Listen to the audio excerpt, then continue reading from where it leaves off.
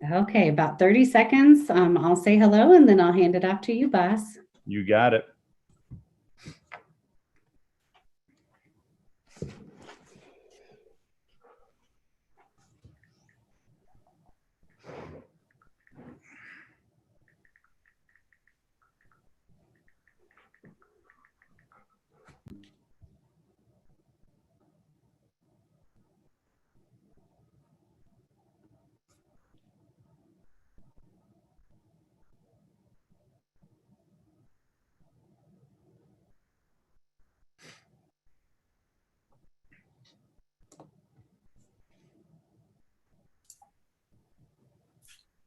All right, I think we should be good. Good evening, everyone. Welcome to Employee Council. So glad that all of you could join us this evening. And just want to thank you again for your commitment to serving as an Employee Council member for Douglas County School District. We missed you last month. I know that we canceled in order to accommodate our superintendent processes, and just want to thank you so much for your flexibility with that.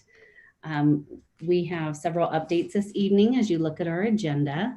One is that we have just some continuing updates to each and every one of you and anyone else who is watching in terms of what we are doing here in relation to spring updates, in terms of as we prepare for summer and headed into the next school year.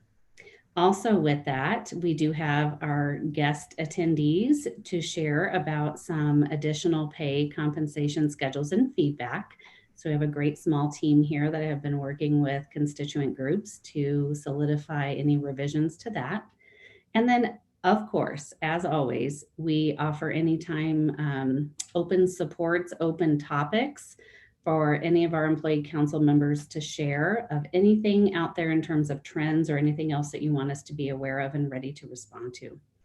So without further ado, we are so happy to turn this over to Mr. Corey Wise, who is our interim superintendent and soon to be superintendent. Mr. Wise, happy to have you. Please share any updates that you have. Thank you so much for the time that you give to our employee council. You got it. Glad to be here again. And shout out to everybody. Staff Appreciation Week. So to everyone, can't say enough. I always say this, but Douglas County is about people. We all play a part and everyone is needed. So thank you for everything you do. Thank you for going out of your way this year and continuing it. So just want to really just say how much we all appreciate you, and we could not do this without you. So, I know in tough years and challenging years, and this is a year like we've never experienced, I can't even imagine what each person's gone through, but it's been humbling in this process to move into this role as interim. And as Amanda goes through the new title, who knows what the title is and when everything starts. But most important to me is just being a part of it with all of you. So I just want you, I'm humbled and proud and excited for what's next for all of us. But I want to take a second and from each of us say thank you. So, along those same lines, as you look at the agenda a little bit, I want to honor your time because I know on a Monday and a Monday afternoon and coming back, you're tired. Few things as we get going forward, our spring updates and our district updates. As we look at, I'm going to go a little bit out of order, Amanda. I hope you're okay with it. But as I look at what's coming forward at our next board meeting, we're going to be sharing next steps on the next two board meetings. This coming a week from tomorrow, the 11th, and then the 25th, we have another board meeting all on budget. And our priorities this year as we look at budget is a number of things. We are working hard for compensation. How do we in this year where in the fall, as we start talking about budget and where we worried about having to dip into reserves and how much we need to dip into reserves, to now, when you look at what the governor's proposed, we have models that are putting us in a pretty good spot. Now, a pretty good spot in Douglas County is different than other places. We know that. But how we start to build that forward to build what's best for all of our employees is going to be critical. So If you haven't watched the board meetings, thank goodness for you. If you have watched the board meetings, we've kind of put together some recommendations, a tiered approach.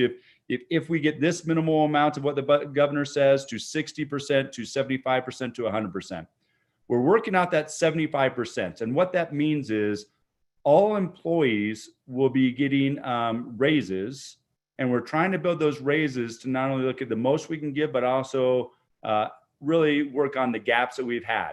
So when you look at those values, compensation for next year is one of the key pieces. Along those same lines, we've tried to put some priorities of reading. I'm going to talk about our big rocks going into next year. Reading is key. And under reading, to look at literacy, we also have the READ Act. So we're going to be looking at pulling money and holding that money to be able to not only get teachers trained, but then looking at literacy and reading resources. So that's a big priority. Working on our initiatives of transportation, we've had to cut last year $31 million. And you look at those cuts that we had out of transportation, how can we help, I don't want to say restore, but take a look at how can we work within transportation as a priority. But then also our students with the most needs. And we're looking at resources towards special education. That's all working up to all those priorities to that 75%. Our thought is if we get that 100%, so that extra 25, which we feel pretty good about, but we won't know for sure for a while. But that extra 25% is really going to be chunked and prioritized for a goal that our board and our school districts had for several years now. And that's really looking at the next steps of a stable and predictable compensation system. And so when you start looking at that, we're trying to put together plans to help us not only in raises, but assess gaps and meet some of those needs of gaps, but also in looking at if we move into having that extra 25%, that extra part would go towards that predictable and stable compensation system. So in a sense, similar like a step and lane or multiple views of step and lane, because we're moving from the past practice to changes and how do we do that well with all of our employees. So it's a continuation of classified, licensed that have a variance of years past impacts and how we continue to move that forward. And then admin, pro tech, and admin. So I want you to know in all those variables, that's really what that extra 25% would be geared towards. And it's looking at that priority for that. So I just want you to know as we go into the board meeting, I don't want to say guarantees yet because everything's still being rolled out and it's not finalized, but really that prediction of where we are and where we'll be, especially if we're past that 75%. To move to a predictable and stable compensation system. For the past couple of years, that's been on hold. The board has reviewed that, but in all reality, we kind of felt like we'd have to go out for another bond or MLO to get that, to achieve that. This year with some of the restoration of funds, along with some of the ESSER funds where we can divert it out, it might very well give us that opportunity to build it under our control, not be dependent on a bond and MLO. We're still going to need a bond and MLO moving forward. Remember, this is not a fix everything. The last measure that we passed helped, but to compete well with other districts, we want to put that in for predictability and stability, but it's also, I want you to know, it's a good step, but it's not the fix all. So we're still going to have to prioritize and set our goal to go out again for another bond to look at our capital, tier 1, tier 2, tier 3. Looking in a growing district where over the next 10 to 20 years, we'll be growing by 100 to 200,000 people. So we're going to have to build schools. And then that MLO to continue to look at our salary and compensation system to continue to compete and build that forward. So just know that, many of you know this already, but I also want to just make sure I share it clearly of where we can control what we can do, and then what we also want to build forward in the future. So that kind of leads us into a little bit of Douglas County. Where are we going? And a few key things, hopefully you've heard from me. Going into next year, really 3 big rocks. And when I look at the simplicity of big rocks, it means a lot of different things. But as a whole, what I really hope that we can stay true to is putting a focus for schools back on quality PLC work. And that's system-wide, how we use data to then help teachers be at their best, provide the time to really look at quality PLC throughout a system. Within those PLCs, that's going to be critical to look at our initiatives towards literacy. We talked about reading. Reading's fundamental. Reading for all students helps our growth and achievement. And really, that pulls into play equity, pulls into play students with disabilities.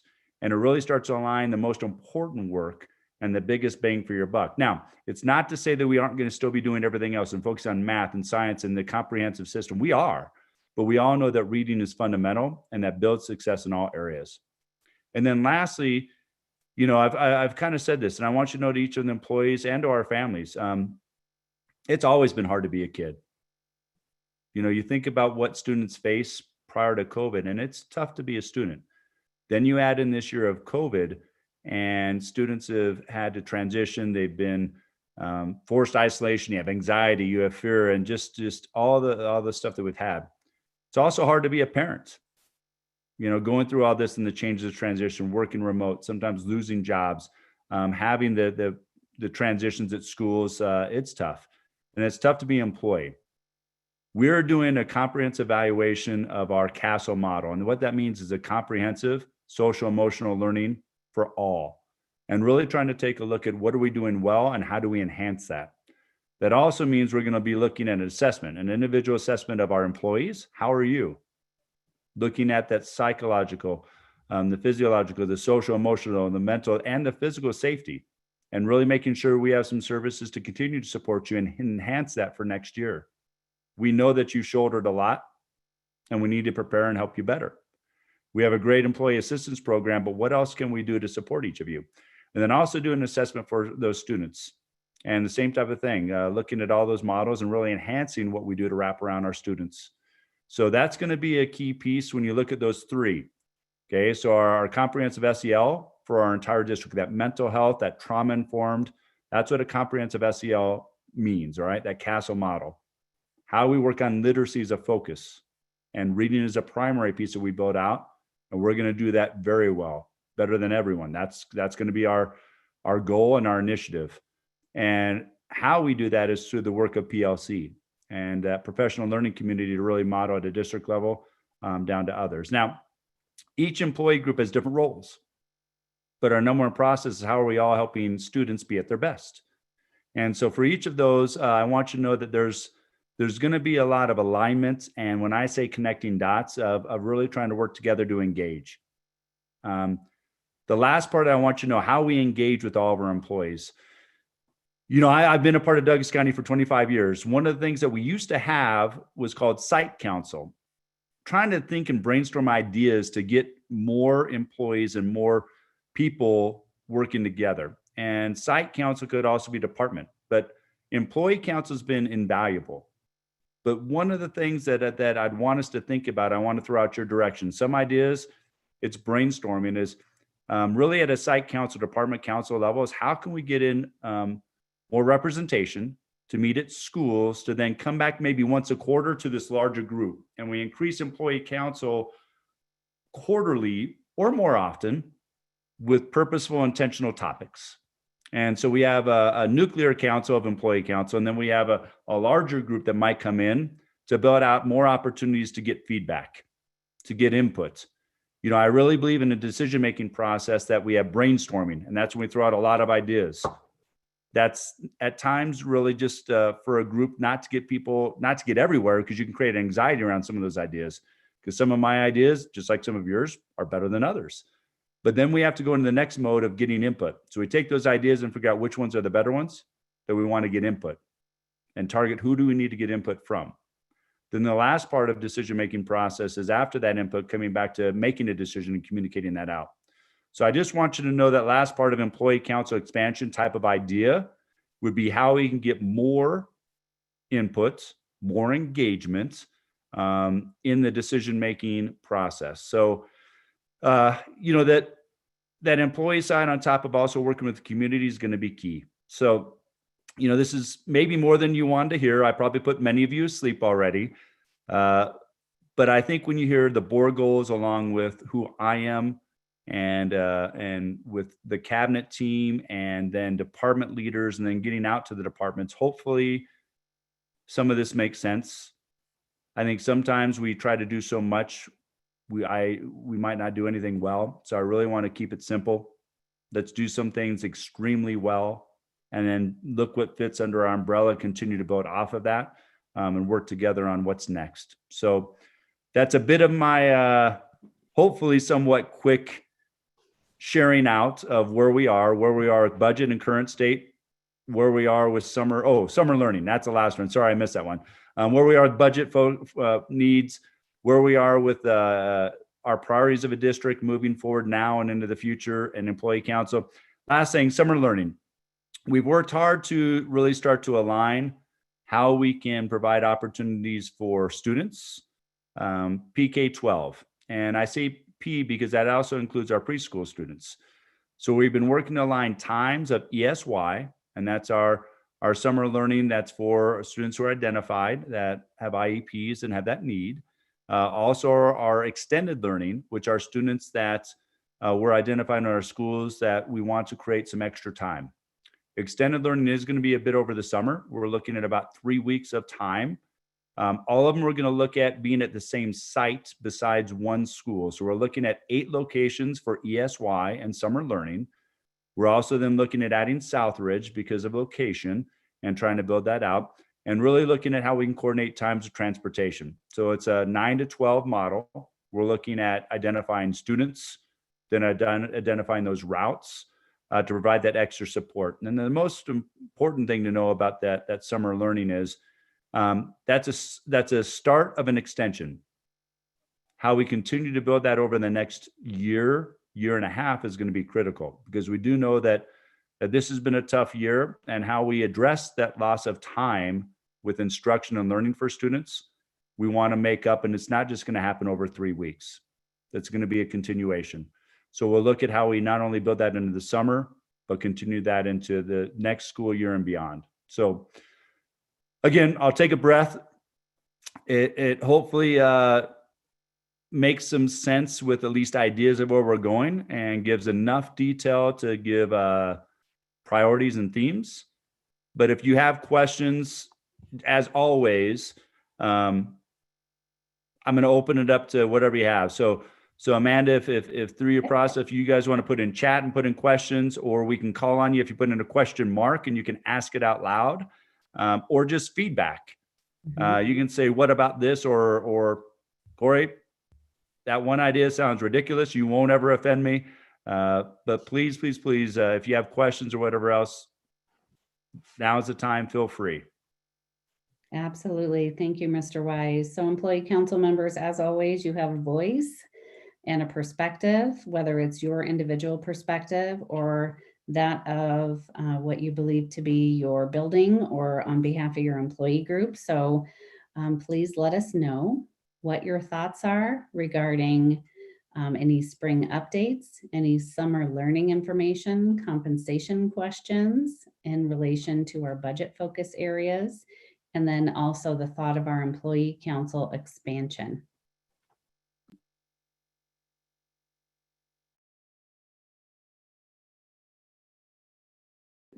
Vera, let me go in, and Vera, please share your thoughts with us.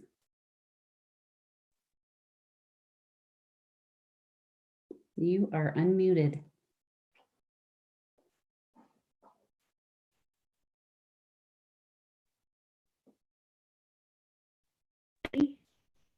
We can hear you, Vera. Okay, great.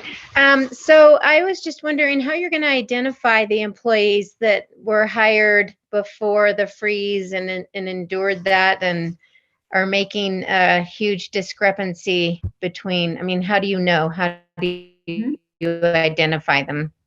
Absolutely, Vera. First of all, great to hear your voice. And secondly, we do know that we have those pay freeze adjustments that went to all of our employees who endured during that time. And thanks to our board and district leadership team who, in our community, who passed the Mellon bond to allow that to happen.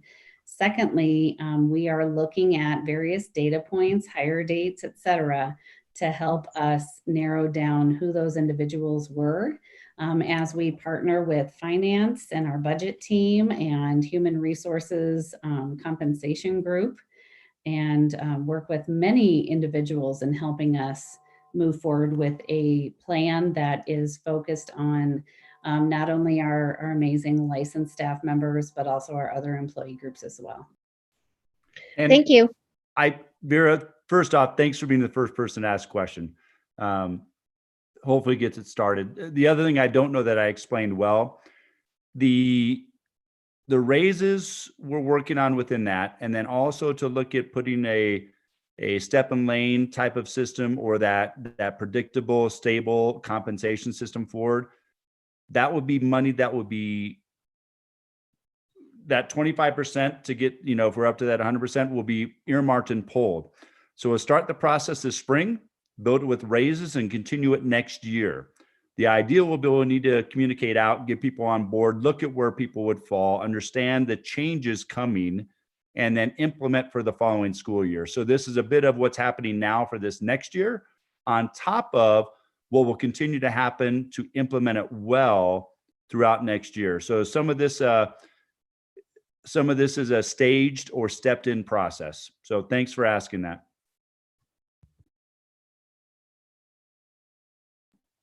What other questions? I don't see anything in the Q&A right now. And I don't see any hands raised. Are you sure you don't have any questions at all? This is your chance.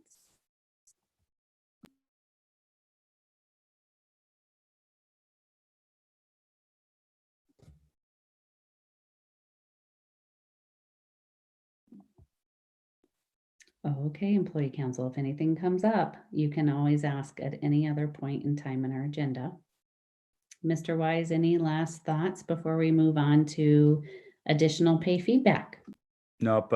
Again, I think to this group, thank you for taking the time out to be a part of Employee Council. It's invaluable. Your feedback and questions, your validation, or even your comment, if it's ever, hey, let's slow this down, this doesn't feel right or feel good. Do know all of your time, your input, and your process as part of this team is important. So want to take one last moment just to again say thanks to all of you. Pass it along back into the system. It's 1 week where we get to take a second and say thank you, and hopefully that value is shown more than 1 week, but to really be intentional this week to call it out. So thanks for your time a part of this council. Thanks for your work to make Douglas County great. And any feedback you have, obviously, whether it's during this meeting or even if you want to reach out separate, it's always valued and appreciated. So, Mr. Wise, there was one thing that just came up. Cool, good. And how many times I say valued in just that statement? If you can tell me the right number, I'll send you a T-shirt. And because I think I just repeated myself about 20 times there. We'll find you a prize. We have a lot that we Right. can offer in HR. So the question is from Ms. Herman. Thank you so much, Kim. We value that you're a part of this group. The question is learning more about changes, upgrades to Employee Council, gathering feedback, making decisions, looking forward in terms of how we can enhance and improve it in the future. Yeah, so great question, Kim. And, on a side note, thanks for all your extra time and planning and your work at the schools during the process. And that's that idea of where we used to have site council, and at one time in schools, and I also believe at districts, you'd put forward some nominations of people to represent, and you'd work at a process of having, say, 2 per site or maybe even 2 in a department. And really to say this is you stagger who's on it and try to vote in to have representation and really just create voice and engagement. I'm trying to brainstorm ways that we've done in the past, reaching out with other districts, and really want your feedback of what's the best way to get engagement, to get input, to help in decision making, to build in this process. This council needs to be, if you build too many people into this every meeting, there'll probably be too many voices, right? So I think you need to say, how can we be intentional to get more and provide processes for each of you to then have a network of people to go back to. And then my thought is, whether it be, say, like once a quarter, we bring in a larger group with specific items, right? So every year we have key things we want to make sure we cover with everybody really well and provide an opportunity, a forum, if you will. So I don't know, that's, to be quite honest with you, brainstorming ideas of how we can be better about it. So again, Kim, I'd love to talk with you separate on the side, and anybody else that has interest. because I do think trying to just really brainstorm ideas for that. The other thing I want to throw out, how we get the community engaged. This has been a polarizing year, and we need to build back with our community. We are working on our quarantine process. We're working on how we build flexibility and balance going into this year and also for next year. So I'm going to say to you, any ideas of how we can do that well, I'm looking for. So trying to take ideas and build them forward. That's kind of that thought process. Great question. Thank you, Mr. Wise. And paired with that, know that employee council members, in this agenda that you received last week, there is a link for you to share if you would like to continue with employee council, or if you have other leadership responsibilities that you need to engage in. And paired with that, know that we are working on the format of what site council will look like for next year. So as we start the school year, we'll communicate out what that can look like, and we'll engage with all of you to gather your input on that process. So it may take the first month or so into the school year to help navigate that process and have schools work to nominate or select someone to serve as their site rep and or department rep. Stay tuned for that. So if that is it from our employee council members, oh, I see one more Q&A that came forward. Colleen, she likes the idea of more involvement with employee council and would like to have admin offer time during a staff meeting for any of their employee reps in future years to share out of any updates from district level employee council / site council meetings. So I think that's definitely something that we can engage with, Colleen, with our principals and department heads to work in that process for the coming year. Thank you for that suggestion. That's a great one.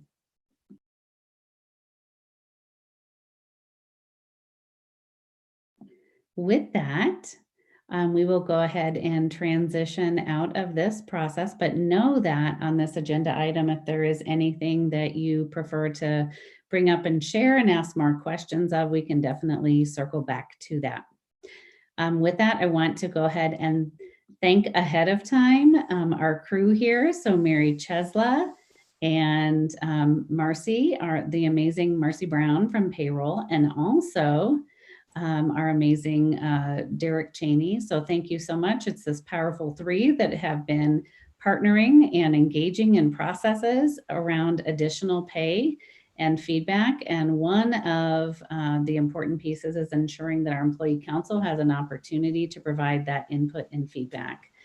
We do know that one of our employee council members, I see her on the call, so maybe she can ask that question once we present, and there will be opportunity for you to ask questions, employee council members, as it relates to any employee group that you're a part of. So with that, I will turn it over to the amazing trio. Thank you, Amanda. Appreciate you having us. Can you guys hear me okay? Good. Okay.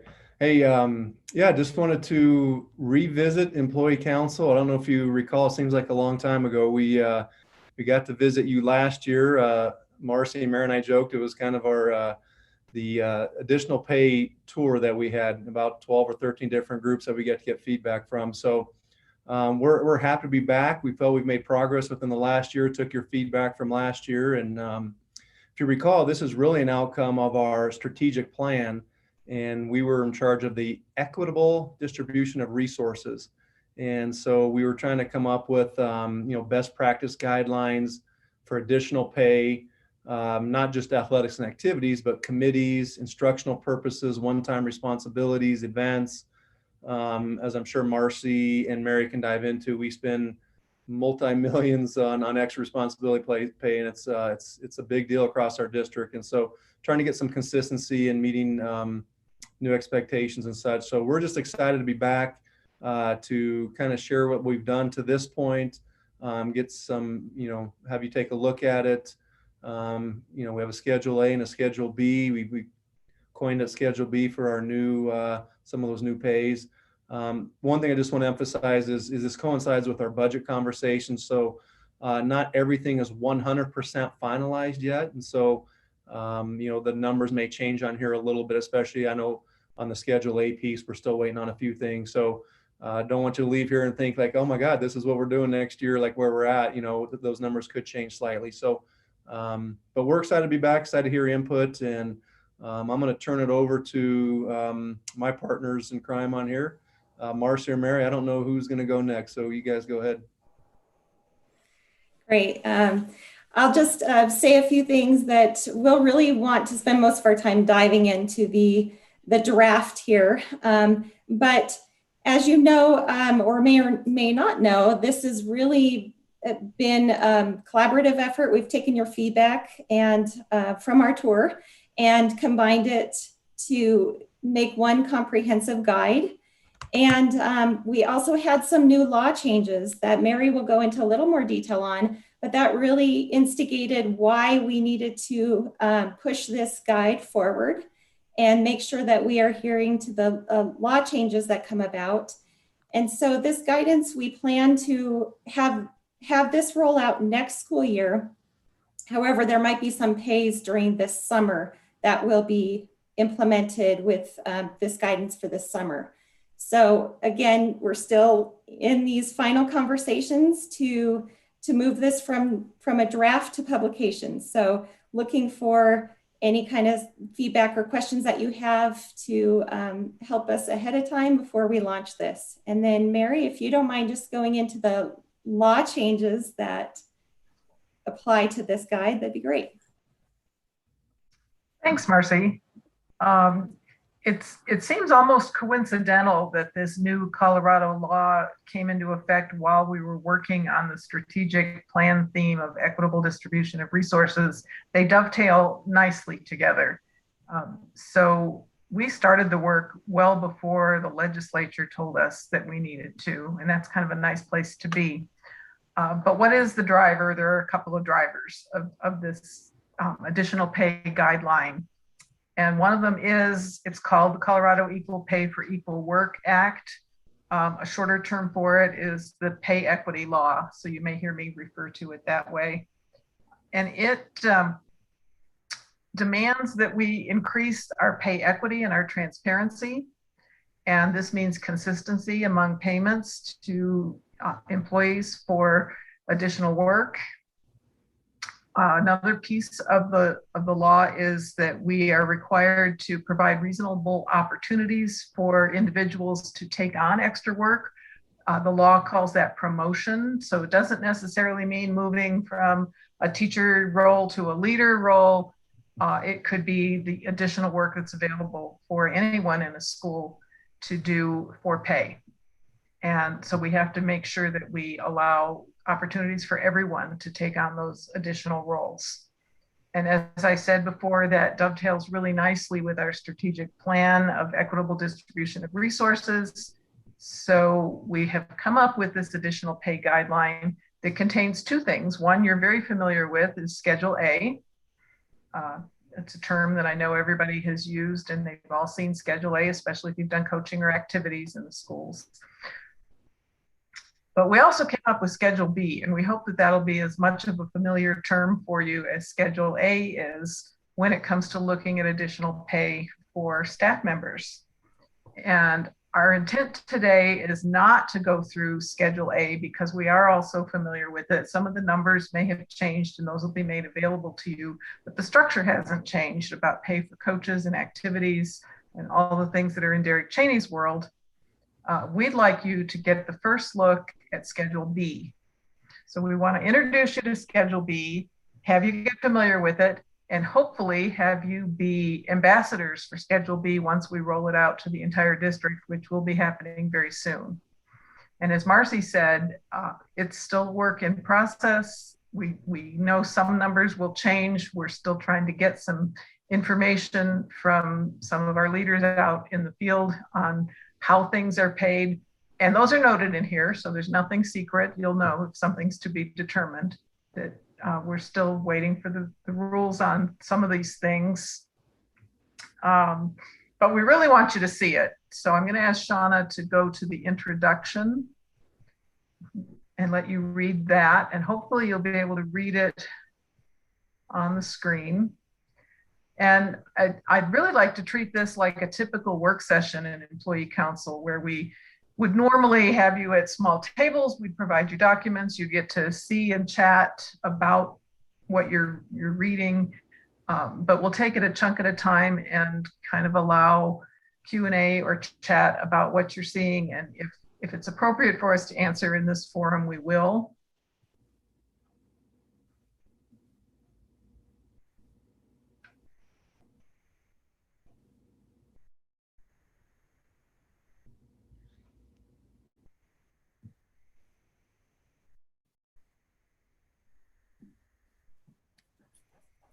So Mary, everyone right now is just reviewing the intro, correct? Right. Should be reviewing the introduction.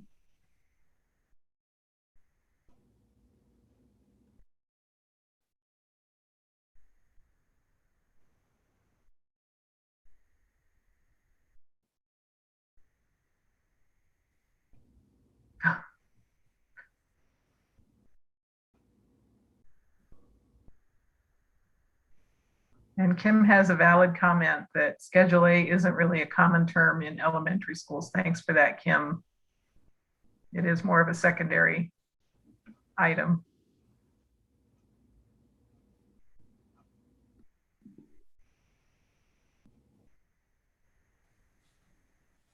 And Mary, that being said, I would like to just take some time before going to Schedule B to look at the Schedule A for elementary, since that is a brand new item that we are adding. It works in nicely with a question that we had from a participant too, that we can hopefully answer. All right, we'll do that first and let Derek discuss the elementary Schedule A that is new. And I think we're probably ready to move to that. Shauna, if you can get us to elementary ed Schedule A. Derek? Yeah, so thanks. This is relative, what is new for elementary. So we used to have the enrichment matrix, we used to call it, for elementary. And so we thought, let's just incorporate Schedule A for the elementaries too. And that was part of our committee. We had elementary teachers, elementary principals on our initial committee. And so certainly they were a big help with this. So a couple things on there. And when I told you the numbers may change a little bit, and it dawned on me I should have changed early before this, but to align, you'll see it throughout the document. It should be 45 an hour versus the 40. And so that'll change on there when you see extracurricular, whether it's choir or the student council, or a little bit down below on anything else that there may be extracurricular. And so that would change to 45. As you can see, as I said, budget affects this too. So there will be no additional district funding for the elementary Schedule A. All of those will be funded from the school level. And so the funding still comes from the school. However, these are the parameters that need to be used for that funding. And one question that came up was, can this be more than one time? And the answer to that is yes. So I think the example given in a question was, could you have like a running club during the fall semester and also the same thing during the second semester? And the answer to that is yes. You could have your 15 hours and do a fall semester, and the parents, you charge the fee and the parents pay, and then you get your pay, or whoever the sponsors gets their pay out of that. And you could do it again during the spring semester. So no different than like we have different seasons for high school and middle school. Same kind of thing for elementary. So hope that answers your question. And Carrie, I don't want to put you on the spot, but I know that was a great question. You've been part of our committee too. So I hope that answered that. If it didn't, certainly I'd love to see you chime in, and if I haven't clarified that, but hopefully I did. And we're excited to have this new Schedule A for elementary as well.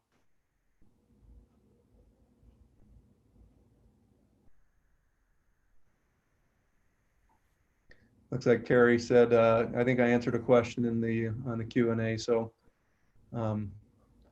any other questions on elementary, since it is new? Anything I can help? I know it's your first time seeing it, but anything that just sticks out right away for you that maybe Marcia, Mary, and I can help answer on Schedule A for elementary? And know that from an employee group perspective, you all have a voice. So if you are not a licensed or classified member where this applies to, but you're a principal, you're a pro tech, you're an admin, it all matters. So please let us know what your feedback is. This is your chance to ask questions, to give feedback. Please don't hesitate to ask or to talk. And we have one. Fantastic. Okay, Kim wants us to scroll down a bit. We can definitely do that.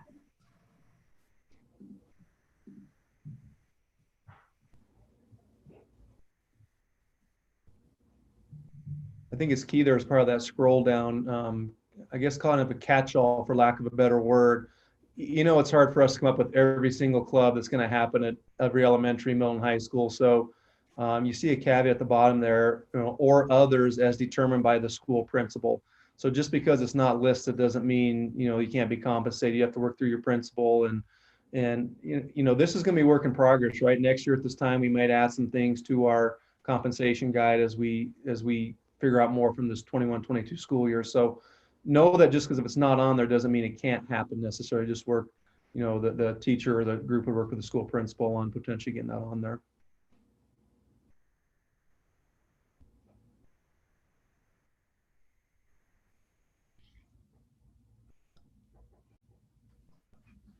And Kim has a question. So Derek, for the catch-all group, is there a requirement of number of hours or time spent to earn that $600?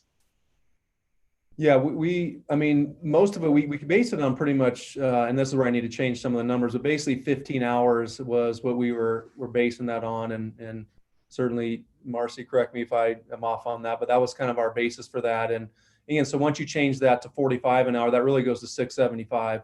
So that's a change that's made, we'll make before it's actually officially published.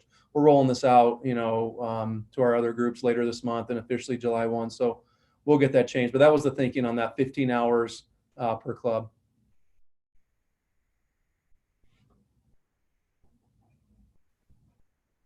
Are there any other questions or observations about the elementary ed Schedule A?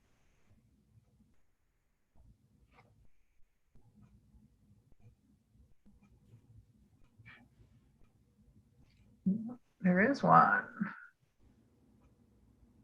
Does the catch-all also apply to classified members who help with student council? And there are two other questions, but we'll let that one first. Yeah, so on the, Marcy, do you want to handle that? We need to probably get that classified on the student council, huh? I'm sorry, Shauna, can you scroll up just a tiny bit? Yeah, thank you. So with student council, we do have that for license. We can add that for classified, but remember with classified, it gets a little tricky with labor laws. So we want to be mindful of that. If classified staff are helping out during the day, then we want them to continue clocking in and out so that they get paid for all of their hours worked. If student council is happening in the evening and no relation at all to their classified position, then they could fall into this stipend as long as it has, what we want to be careful is that they're not working in the same capacity. For example, if the student is special needs and they're on an EA4 position and they're helping out. So we just have to be careful at what their role is. But if it definitely is something similar to a licensed staff being a sponsor of the activity, then they would qualify and we can add that. And Vanessa added to her question with a comment that said, when I helped as a classified staff member, it was before school. So that would be outside work hours.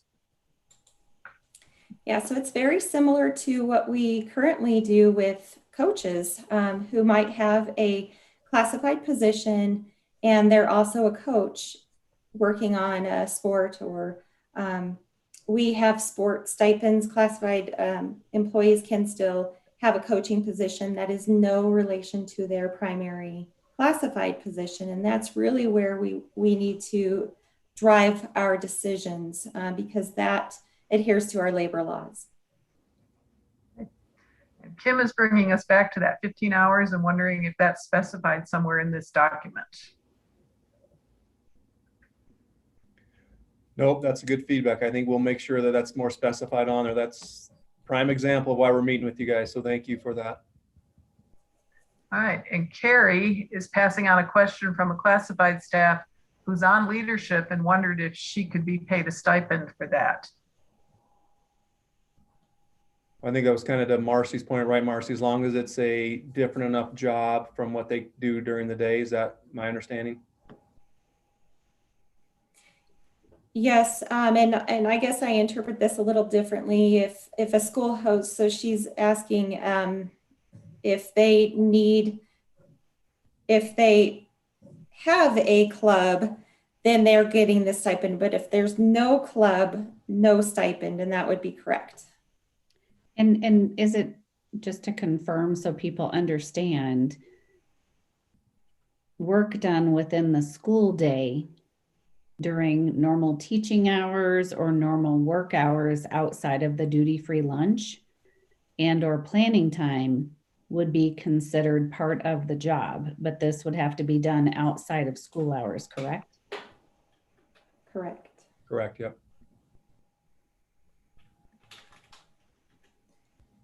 Marcy, you may have addressed Colleen's question about if a school hosts one of these clubs or activities, they're required to pay staff for these roles. No money equals no club. Is that correct?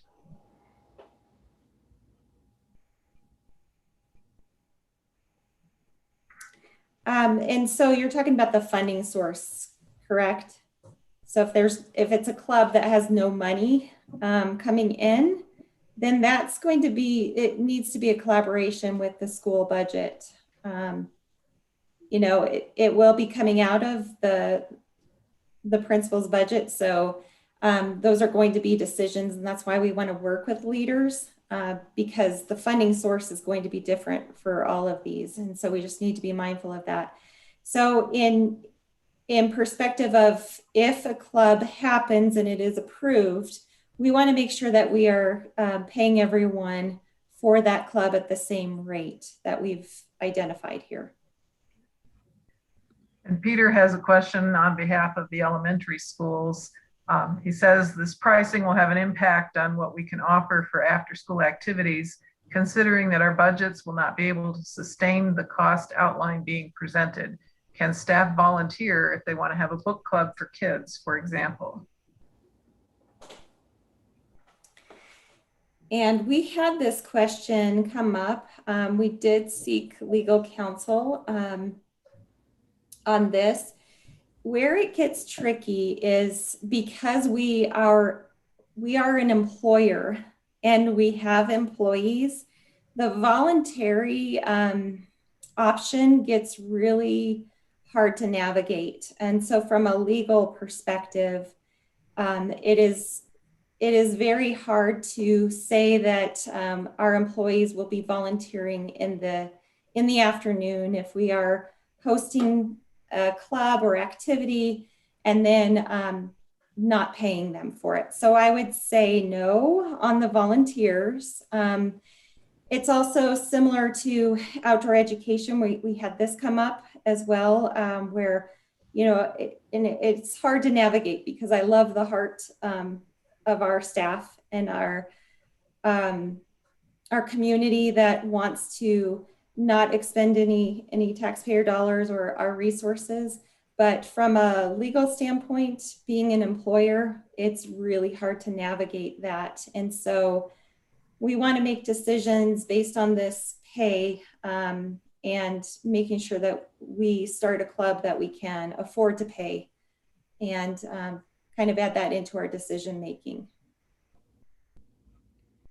Yeah, and I hear what you're saying, Marcy, on that too. But I think it's a good follow-up. I think it's a good question, you know, because we do have, as an example, volunteer coaches at the high school level and such. And so I think here we can definitely get follow up on that on legal, because I think it at least begs another conversation with our legal to make sure that see what we can do with that. Because to hear you on the budget, you know, and if a teacher wants to volunteer on that, and they, you know, and we have our volunteer coaches sign off on they understand it's strictly voluntary and stuff. So I don't know where legal would land on that with this new law. So we'll certainly bring that forward to our legal counsel to see if we can get further clarification on that. Thank you, Derek. Peter has another question. Will we be able to charge club members who participate to pay this additional cost similar to coaches paid through sports fees? Yeah, as it stands right now, there's a board approved $30 club fee, right? And so you can charge, if I'm understanding the question correctly, you can charge a $30 club member fee, and then you can use that. Let's say you have 20 kids sign up for that. There's $600 right there or whatever. So you can use the club fees to help pay for the stipend if I'm understanding that question correctly.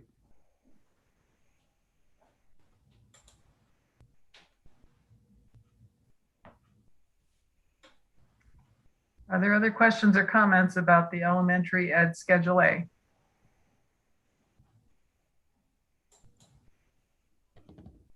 Good questions, you guys. That's great feedback because it's new. So thank you for all that. That was good. All right, Peter's asking to confirm that we can do this at the elementary level, and I'm guessing that says Club B. And we will research that for you, Peter. And Kim is going back to the 15 hours, asking, in addition to clearly spelling out the 15 hours, does it also need to be specifically called out that it's for clubs and groups run solely outside of working hours? I think this is so new to elementary, it might be good to call out. So it sounds like we need a little more detail on elementary Schedule A about how to implement.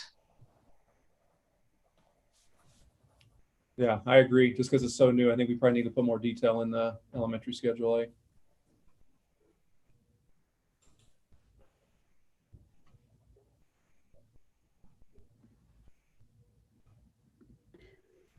What other questions are out here? You can even say if you feel that it's fair, aligned, not aligned, any of that bit of feedback is helpful to this group.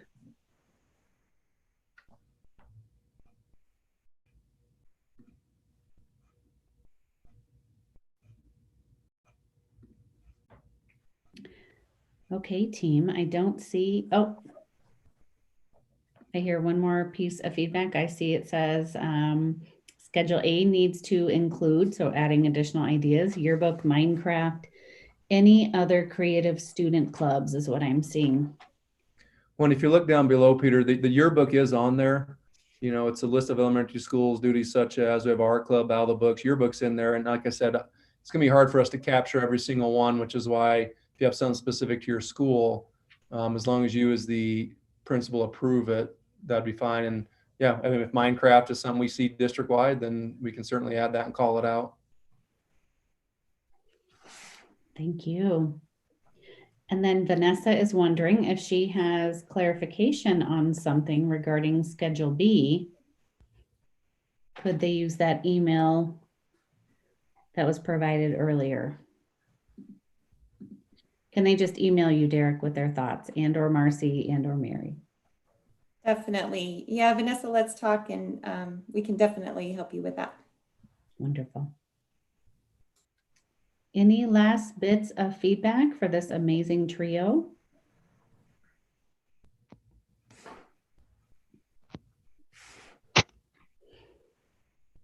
Okay, well, as always, if something comes to you after, some people need time to chew on or marinate on topics. So if something comes to you after the fact, you can always send it to Shauna or myself or any of the three amazing individuals and leaders here on our call.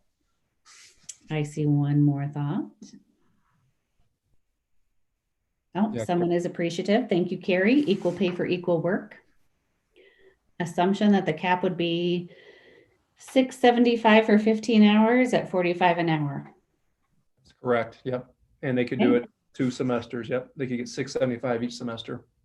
Awesome. Thank you. Well, I know that it's important that you all have balance in life. And so thank you, Marcy, Mary, and Derek for joining us. And if we get any information, we'll be sure to send it forward to you. So thank you so much for all of your hard work and engagement throughout the system. and gathering feedback, including with employee council. So all three of you have a great night. Actually, we need to move on to Schedule B. Oh, sorry. Schedule B, here we go. Sorry, I saw people mentioning Schedule B. My apologies. Carry The on. very first look at Schedule B, Employee Council is the first group outside of the folks who worked on constructing it to see it. And one thing I failed to mention about the Equal Pay Act is that when we make available all these opportunities for additional pay to our employees, we are also required by the law to provide the pay that will go along with the activity that they're working on. So that's the reason for standardizing the amount of pay that goes into the different things that you're going to see on Schedule B. So Shauna, if you could scroll to Schedule B, and I know there are a lot of regular Schedule A pages before that.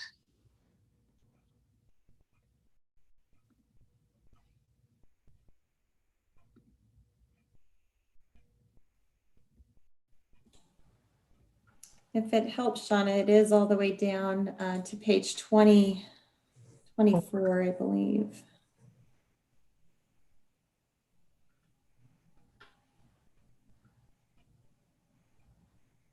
For some reason it's not letting us open it. Let me try. Marcy, do you think if I open it with Google Docs, it's going to actually open? I just opened the PDF. I am not sure. I believe not sure, Shauna, but if that helps, I can share the Google one with you. Shauna, try to refresh just one time to see if it's just the Okay.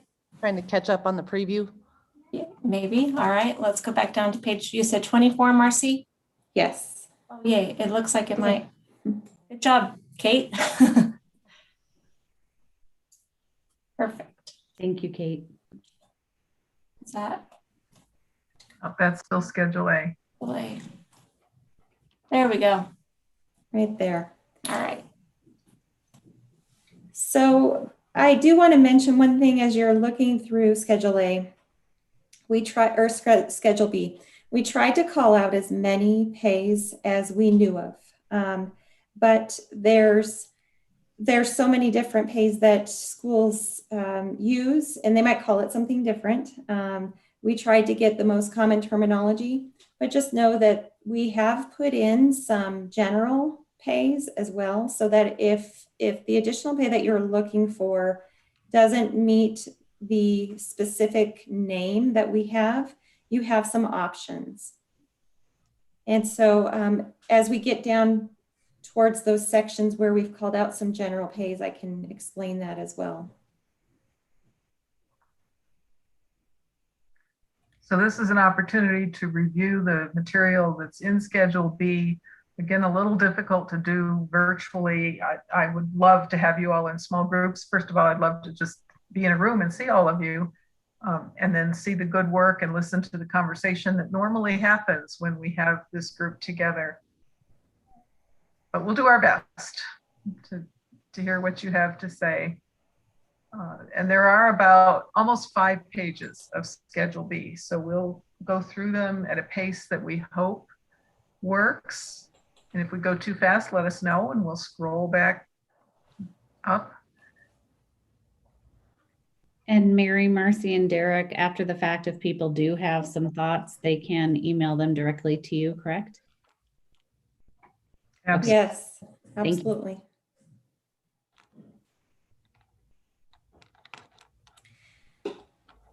So one new thing that we have on this page, classified differential rate of pay. So in this year, I know that we've had some classified staff taking on extra work, and so may not warrant a second position or a new position because it is a temporary fix. But we have put in this guide that if you have a situation where you have a classified employee who is taking on work that isn't in part of their job description, and it is a temporary situation, you can work with Mary to come up with those additional roles, and then we can navigate with you how to assign maybe a certain amount or percentage of pay on top of that hourly rate so that we can give classified staff a secondary amount. So for example, it might be 25 cents per hour, but that we're still complying with the labor laws and that we've made sure that they're getting paid for all hours worked.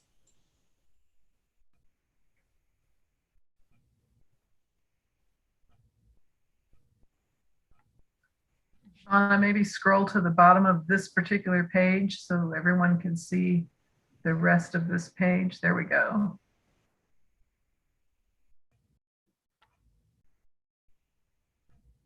So you'll see some things that are very familiar. They're activities that have been occurring in the district for a very long time. We're just compiling them all into one place and setting a consistent rate of pay to be in compliance with the law and to let employees know what their expectations should be so that no one goes into it uninformed when they take on extra responsibility.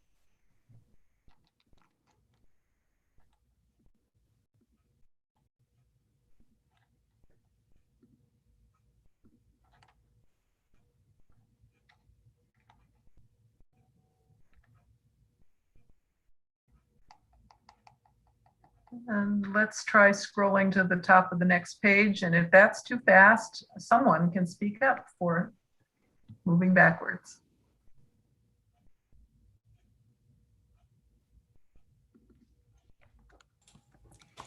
So here you will see committee pay. This is, we put this in based on feedback we received. We know that there are a lot of different committees, and it might be called maybe leadership or leader in me programs, or those are just two examples of what I've heard. I'm sure there's multiple examples. So we use this committee pay to explain just how you could, if you had something that fell into that, you could pay not only classified, but also licensed. And classified, again, you're going to see this theme. Classified employees, due to labor laws, we want to make sure that they are clocking in and clocking out and getting paid for all hours worked. So when that puts them into overtime, we want to make sure that we're paying at that overtime rate. And if it's part of their schedule, that they're clocked in for that. And license can then be paid the $45 per hour. But we also have left it up to the administrator, the budget holder, to identify ahead of time how many hours that committee work will pay, how much time they're willing to dedicate towards this work, so that we can be transparent and have it all listed out ahead of time. So it might take a little more thoughts in the forefront, but in the long run, it will follow what we hope to accomplish, which is that equal pay and the transparency of it.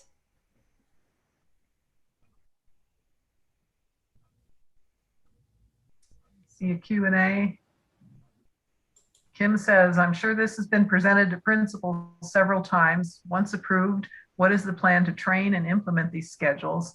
How might an employee go about advocating for pay if next year their site is not yet fully in compliance? Yeah, thank you for that, Kim. I'll jump in, and Mary and Derek, feel free to join me here. This is not going to be a one and done. We know that. It is definitely going to be a collaborative process. What we're hoping to do is create some sort of committee or utilize existing committees where we can talk about the pays that come up. We have set up an email address called Schedule AB Review at DCSD K-12, and that will go to Mary, Derek, and I initially, and then we hope to have a committee that can help us oversee it. We want representative groups from all areas. We want voices to be heard.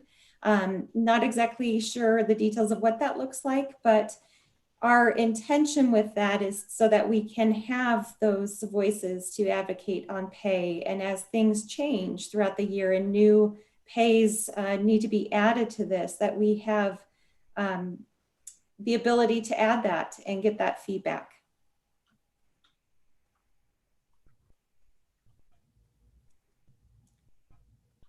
And Peter, you have not missed anything. We have not shared this draft with all principals. We are hoping to finalize this draft and get that out to principals on the May 13th meeting at all level meetings. We have had some small feedback sessions with our strategic plan group, which involves some principals. And then we also have some principals that we asked to give us a quick glance at this draft presentation, but it has not been rolled out to everyone. All are great questions. I think we have one more from Kim. She said she remembers at the first EC conversations, elementary schools had various structures, formats, and in terms of extra responsibility pay. So we see great alignment coming. So thank you, team. And thanks, Kim, for that feedback. Any other feedback for this group? Shauna, would you like to scroll down to the bottom of this page and we can actually might be able to get part of the next page.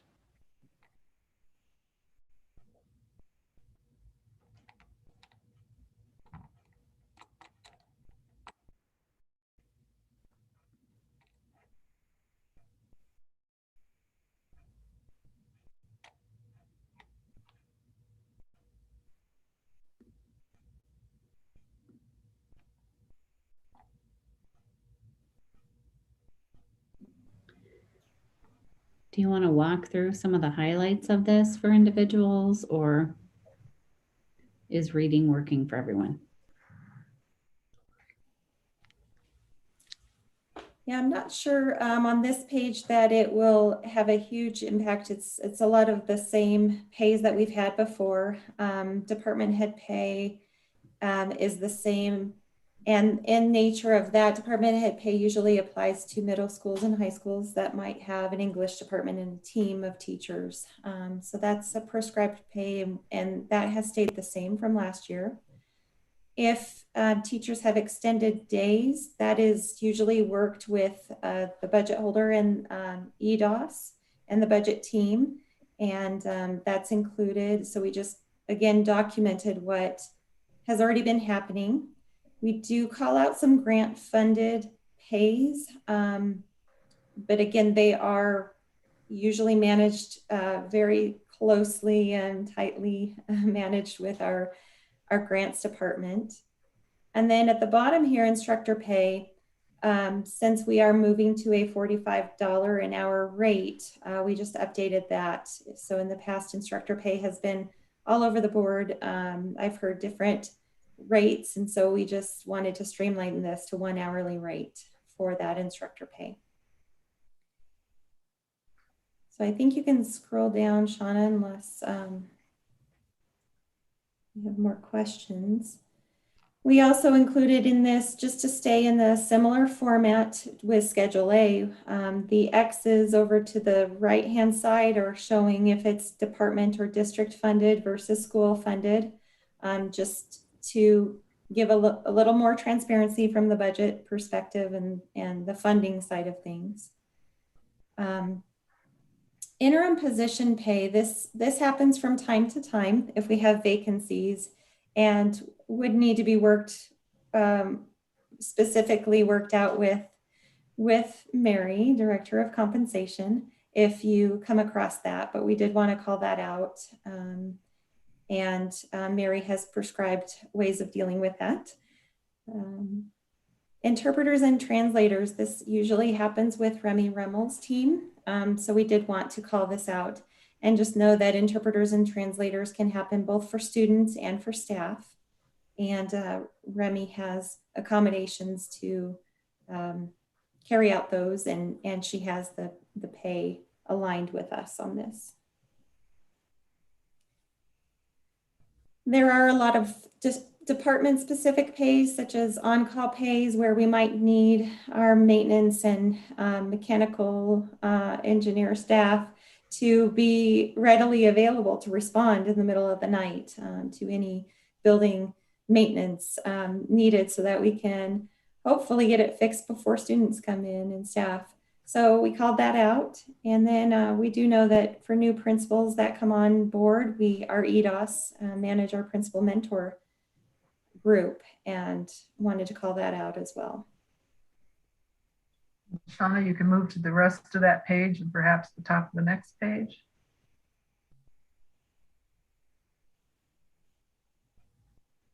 O&M and nutrition services and transportation have had a referral program for many years. It's just the information had never been collected all in one place. So now it is.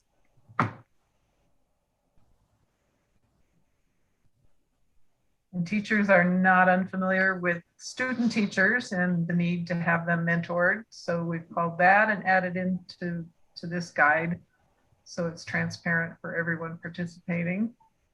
Which, Mary, this has been in place for several years, correct? We're just putting Yes. it in place where everyone can see it. And where available, we did link it to the pages on our district site that lists out more detailed information.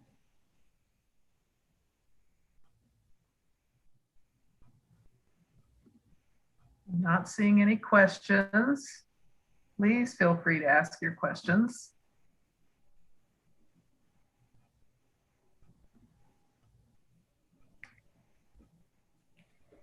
So summer school, as we get into listing that, you will see summer school is broken out into several different categories because we will have several programs being offered. And Corey mentioned that a little bit earlier. We did want to spell out how they are being paid this summer because we already have positions in place, and the planning has already begun. And so we wanted to call out how the pay will be for this summer. And then when we visit this guidance again and roll this out, we will, when a new version is published, we would shore up or have more time to reflect after this summer and make any changes for next summer. Peter has asked about the pay for teachers who have student teachers. Which budget does it come from? And that's from the district or department budget.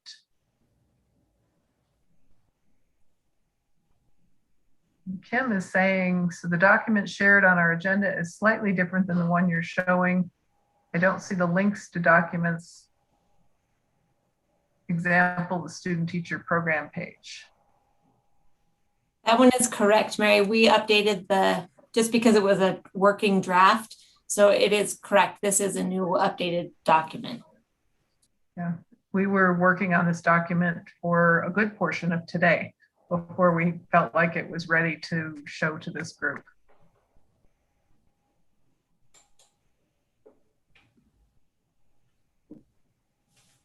I believe, Shauna, if you want to scroll down, we can go more into, this is the ESY, and then we have the K-8.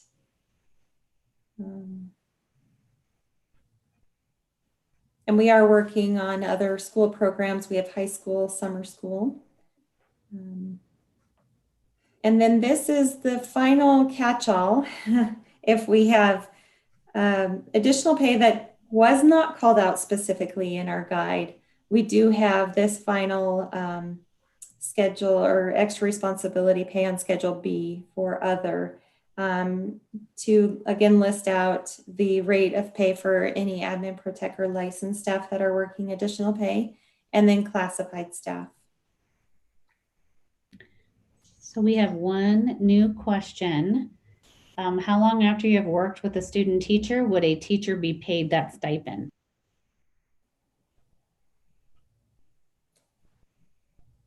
And so that I would need to defer. And I can to actually, Shauna. Amanda, I can actually jump in and say something Thank about you. that. So it follows the process. It's when they work with Jack Kronzer and Lori Troutman. There's a whole process that they have to follow and things that they have, the guidelines that they have to do in order to get that stipend. Thank you. Vera, if you send a quick email to us, I can get you that information.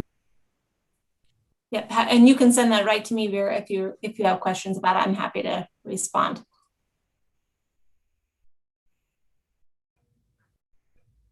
So that's the current version of Schedule B. Some changes will be made based on some of your feedback on some of the items that we're still waiting for final approval on. We will be training on this. We'll be introducing it at level meetings so that principals and then department meetings, so department heads can have access to it as well. And it will eventually be housed with all the other compensation information on the district website.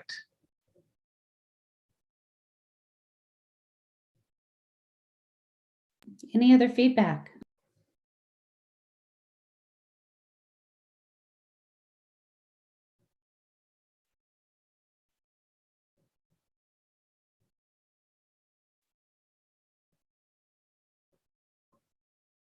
I don't see any. So Thank you. know how to provide your feedback via the email, or you can reach out to any of us individually, and we're happy to help clarify things for you. Okay, thank you so much for taking your time this evening to value our employee council members and get their feedback.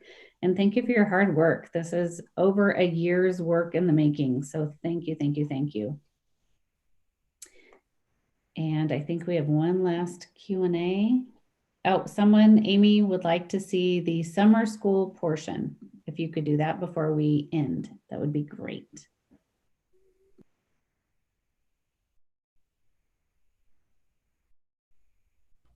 There's several pages of that, so I'm not sure which one we were looking for. Amy, can you let us know which part you'd like to see? Can you just scroll up to the high school part? Because that's not on the draft that was sent. There's nothing about that part. So I just wanted to take a quick look. I think I went Actually down, Shauna. There's Eagle, e-learning. Oh, there's high school right there. Okay.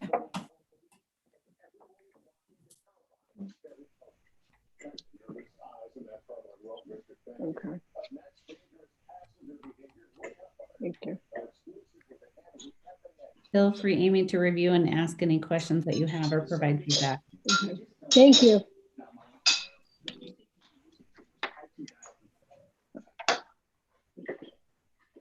That's all I need. Thank you. Any other questions?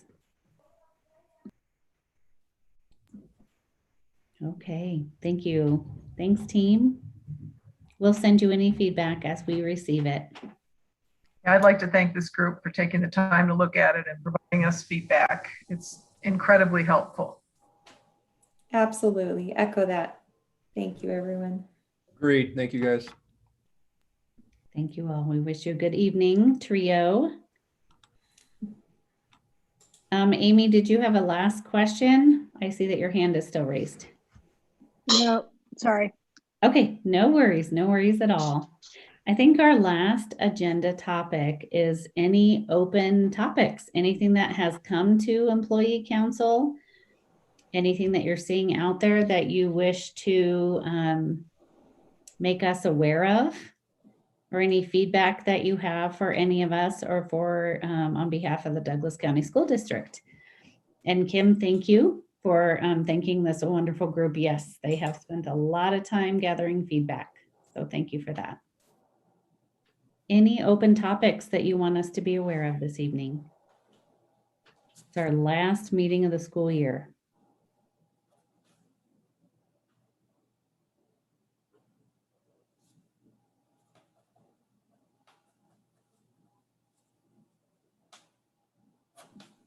Well, I don't see any chats or see any hands raised. So with that, as always, Employee Council, you are an amazing group.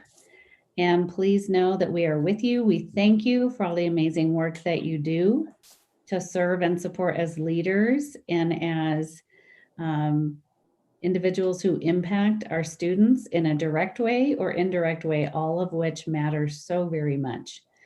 Know that as we head into the summertime, we'll keep you apprised of our site council and how that is coming together.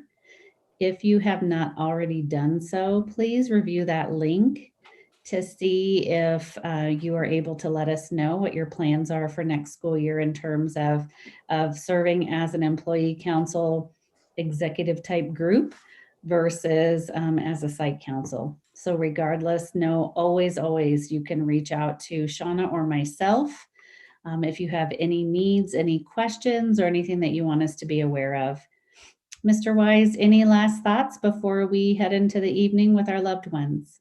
Nope. Thanks for including me this year. It's been great to be a back part of it. So it's the last meeting. Hope all of you choose to continue, and we can keep this going, build it out, expand it, and always work to improve. So thanks for everything.